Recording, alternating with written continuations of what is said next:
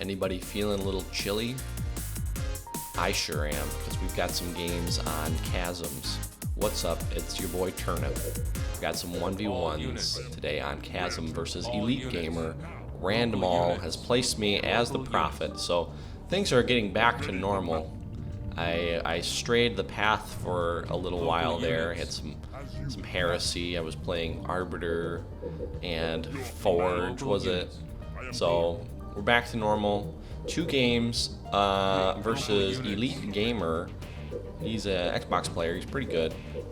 So 2 games, both are profit. Very interesting outcomes as well. So stay tuned. So starting off, I'm gonna get this money here.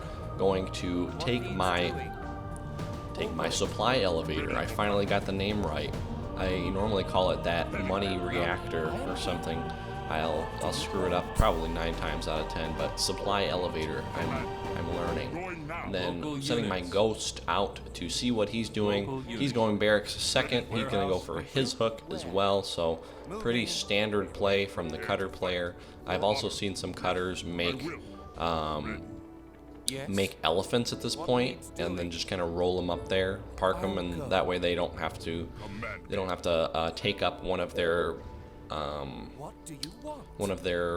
pads for a barracks. I don't know if that might be more economically efficient over time. Like, sure, you lose the initial 400, but the money gained from the pad not being there may actually be more worthwhile. So getting that guy in there, I've got my money hook. Very good. Ghost is coming to help. He's going to get some of that cash, and my goal is to try and strike early. I feel that's when Prophet is his strongest versus UNSC. His early game is, it's okay, especially on a map like this where the corridors are very narrow. You could call it a chasm, per se. Right. So I'm getting some jackals out to come and assist, because I'm assuming he's going to be pelicaning flamers over here. And majority of people will do that. They'll get a bunch of flamers and then just drop them all right in front of here. So I've had some success just kind of camping out here and just waiting for that warthog to fly by, and then I just sneak out of the darkness and get into the kill them all.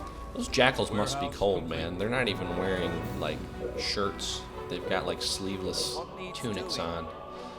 That's I probably couldn't do that. I mean, I might be able to stand for a little while, but not for very long. Have you ever seen the movie Land of the Lost? Will Ferrell, he says, "Never trust a man in a tunic," and that's good words of advice to live by. No, was it Will Ferrell or was it? No, it was the other guy.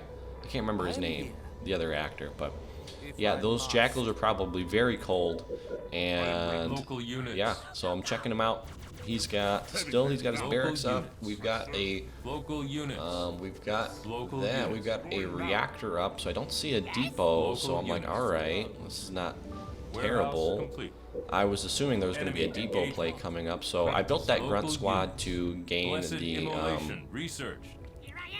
get the vision. It's a good idea if you can afford it. Put a vision, put somebody in this little, what's it called? I can't remember the name of that thing. Garrison there, so they can see when your opponent's pushing up, and also you can get a little glimpse at their base there too. So jackals are going to come up. I'm going to try to push in on his side, just do some early aggression here and see what I can get going. Jackals are being created, and Prophet is slowly but surely making his way downtown. So I still see the barracks is there. I'm a little confused of what's going on. But yep, I'm just gonna start porting stuff through and going on the offense. So yeah, pretty standard play here. I would assume that he'd be pushing by now, but then I see it. There's a bunch of flamers here he had hiding in the darkness, kind of like I was suggesting earlier. So the flamers are gonna make short work of these jackals here, and I'm going to just kind of run away and kite around them. So he's got a lot of flamers. I think he's got the upgrade on him as well, the flashbang. So right now I'm going to queue up Tech 2 because I have the money to do so, and I feel that's what you want to try to do. You want to rush for Tech 2, at least in my opinion. That's what I like to do on this map, so I can get my upgrades and then also get the, you know, advanced upgrades on the other units like Hunters and Banshees, and also make some vampires if necessary. But I still don't see any production buildings yet, like anything that's meaningful. So I'm thinking that this is just going to be a cakewalk. So I'm going to just queue up another summit to go and double pump Banshees. But here, then I see it. I was like, oh my god, that's what he was doing. Okay, so he was just hiding a bunch of elephants, and he was going to do a sneaky elephant push up to the base, which on this map it actually works if it's performed rightly, if you have a lot of stuff backing it up. But what I'm gonna get these Banshees. He thinks that's my only summit, so he drops a Mac Blast on it, try to kill the Banshees. So I'm gonna have these Banshees hit these elephants right here, and also have my Prophet do some damage on the other side. Elephants without upgrades, they can be kind of weak against anti-tank vehicles. Some Spartans are coming out, and the Flamers are going to try and push on my base. I'm going to get the Tech 2 upgrade on the Prophet here and just kind of walk back, hide them back and forth. Flamers, as you know, they don't do very well against air units. They can't shoot up, they can't flame on into the sky, so I've got that going for me at least. And he does have another elephant pushing up as well, so he's continuing the elephant production, but it's kind of not really working out. I don't think he assumed I was going to have Banshees. Now, if I was doing double haul, like if I had double haul, I don't think that this Banshee, well, obviously it wouldn't have worked because I wouldn't have had Banshees, but if I had double haul, like, and if I was going Jackals and Hunters, I think this would have been a lot harder to deal with. So good thing I was building those. And we got another elephant pushing up. I don't want to get hijacked, so I'm watching out for those Spartans. And the Flamers have all united me. They're targeting me down. So it's looking like I'm going to defend this pretty easily, because the only thing that can shoot at air is that elephant, and he knows that. So that's the end of game number 1. Game number 2, it's going to be Anders versus Prophet. So, switch up the strategy here. Is Anders actually better than Prophet? Does she lose out to the Chad Prophet on this map? Well, let's find out. So immediately I'm going to get some crates with my Ghost, going to queue up my Temple to go and basically do the same exact build as I had last time. And well, he's not really going to be going Marines this game. Well, he could, but be a lot less effective because Anders is so much better at other things like tanks and warthogs, or air for that matter. So sending the Prophet up to do his thing, queuing up another honor guard. Gonna get all of these money here. I'm gonna get a really nice eco boom this game. I decided to go for a haul just for the defense in case there are Flamers being dropped on my supply elevator. So gonna queue up some more buildings here, get that honor guard through to tank the damage as the Prophet just slowly but surely. That's what he is. It's kind of like the tortoise and the hare. Anders is really quick and all speedy and everything, fast upgrades and all that. But Prophet just takes his time. He takes his time, and he'll get there when he gets there. So he'll get there when he gets there, and yeah, just let him do his thing, because he'll roll up on you. He'll crack some skulls. What now? He's taking out these rebels here. That honor guard has a lot of health actually. He's just tanking a lot of damage, and Ghost is getting more crates. I'm doing I'd say a good job at keeping my Ghost busy, getting some crates up. That's always what you want to do. Maintain that eco. Going to, I think I upgraded a warehouse too, so it's looking really well. I'm gonna get this Jackal to come in to help. Probably shivering again, like I was saying, very cold. Ghost. Oh, Ghost was being bad. He ran away. So we're almost got this under control here, and yeah, we're just playing like normal. So I'm really afraid of tanks this game, and I'm really afraid of pretty much everything. Xander's is so strong, probably the best 1v1 leader. You could argue Arbiter might be the second best, just due to the rage and being able to take on the hogs. I'd say it's a tie between Anders, Arbiter, just depending on how you play them. But yeah, that's what I'm afraid of this game. I'm gonna get those jackals to help pick up those crates while they're just sitting there doing nothing. Building a ghost, and I can see there is some gunner hogs, so I was expecting this. I probably should have got a turret up. I was assuming he was gonna have some hogs at my base earlier, but I just didn't. I was opting for Fortress instead to make some more buildings. I do have a haul up though, so I'm going to queue up a hunter pair and send the Prophet back to help out. I'm going to actually send that grunt over there just to stay in that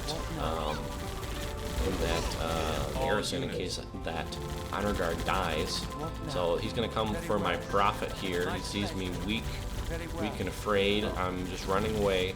Gonna queue up some more hunters and try to just keep them close to my base, because hunters are very easily rammed and destroyed. So yeah, it's the name of the game is just trying to keep the hogs busy, because even though the Prophet died, I still do have a haul. I'm gonna queue up another haul, and he's shooting at the turret, so he can't really shoot at everything at the same time with these gunner hogs, and that's what I'm trying to take advantage of. He can't be on all. If he's shooting my base, he's not shooting my hunters.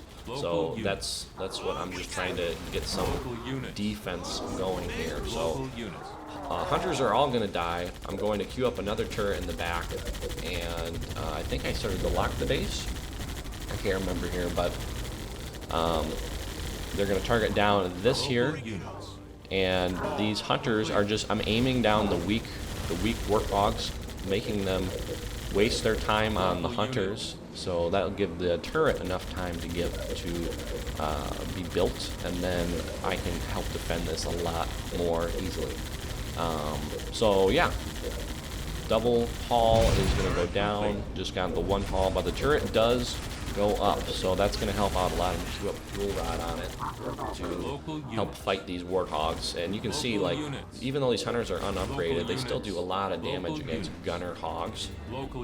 He's going to push over to my expo there. He sees the grunt.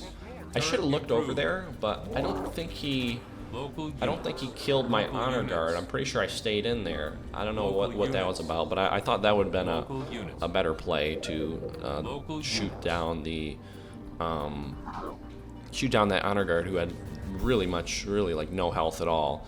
But he's got double reactor up as well, so I know he's at this point he's going for Goss.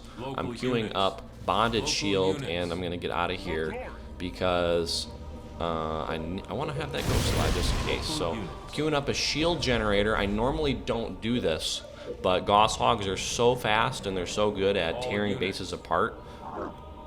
I feel that it's a good idea to get a shield generator on small maps like this one right here. Ooh, excuse me, I just burped.